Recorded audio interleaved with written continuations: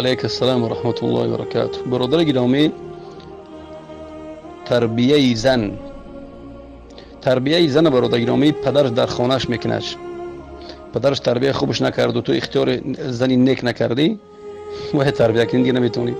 و امخه که اگه انسان دیندار باشی تعلیم دینیش میکنی که تغییر یابد و اگر نه اخلاق شوی تغییر دادن میتونه. اگر زمین کودکیش و تربیه نیک نداده باشند پدر و مادرش، برام که تربیه ام پیغمبر میگه که تخیروا لنطفکم، اختیار کنید برای نطفه های خود. نطفه ای برای انسان زنی نیک اختیار میند که وقتی که کودک کشید کودک تربیه میند، مادر تربیه میند برای تربیه نیک یابد. نه تربیه کودکی ای کلانی نه برادر گرامی.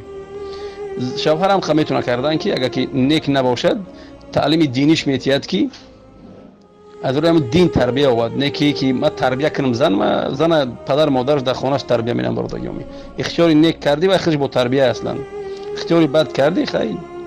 هم پیغمبر میگه صلی الله علیه و سلم که الدنیا متاع و خیر متاع الدنیا المرء الصالح.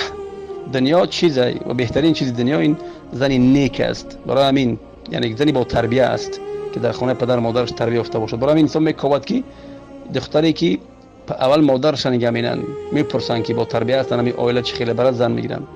انسان وقتی که زن گرفت و به تربیه بود کودکات هم خیلی اوج به تربیه رفتن میگیرن دیگه.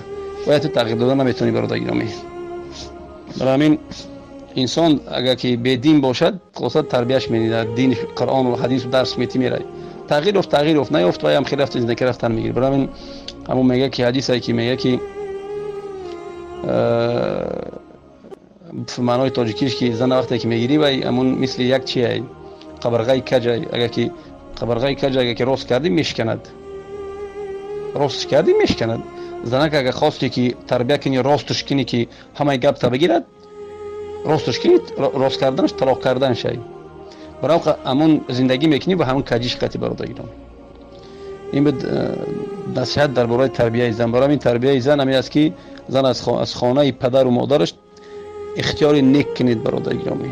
ای تربیه کردنش این تو ضرورت نمیرسه به زن تربیه کردنش اصلا. تربیه اوجه وای از کودکی گرفتگی تربیه وای خاراکتر در کودکیش تربیه افتگی است و تغییر دادن بسیار قین است الا من رحم ربی.